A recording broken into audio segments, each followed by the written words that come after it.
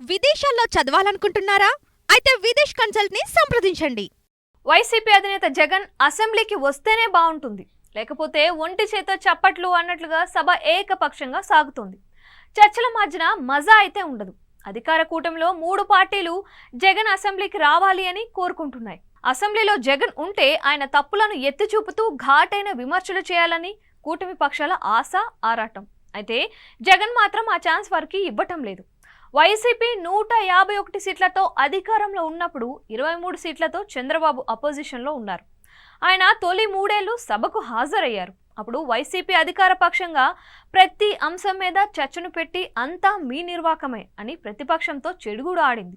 ఇప్పుడు 164 మందితో అధికార పక్షం ఉంది, 3 పార్టీలు ఉన్నాయి, 11 సీట్లతో విపక్షం ఉంది. దాంతో ప్రతి అంశానికి ప్రతిపక్షం వైపు చూపిస్తూ సభలో వైసీపీని టార్గెట్ చేయొచ్చు. ఇవన్నీ ఊహించేనేమో జగన్ అసెంబ్లీకి హాజరు కావటం లేదు. ఆయన కొత్త శాసనసభలో కేవలం 2 సార్లు మాత్రమే హాజరయ్యారు. ఒకటి ఎమ్మెల్యేగా ప్రమాణ స్వీకారం చేసినప్పుడు, రెండవది గవర్నర్ స్పీచ్కి.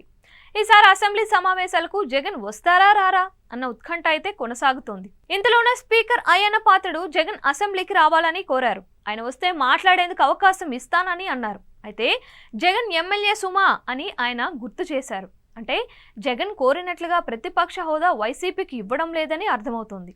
జగన్ ఇదే విషయం మీద హైకోర్టులో పిటిషన్ వేశారు. దాని మీద తీర్పు ఎలా వస్తుందో చూడాలి.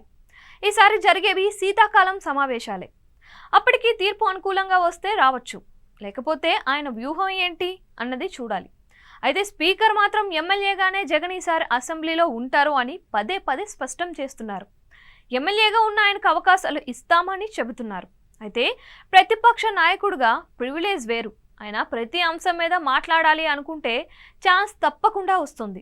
ఎమ్మెల్యేగా అయితే మాత్రం స్పీకర్ ఎప్పుడిస్తే అప్పుడే. ఇవన్నీ చూస్తుంటే జగన్ అసెంబ్లీకి రావాలని అధికార పక్షం కోరుకోవడంలో వ్యూహం ఉంది.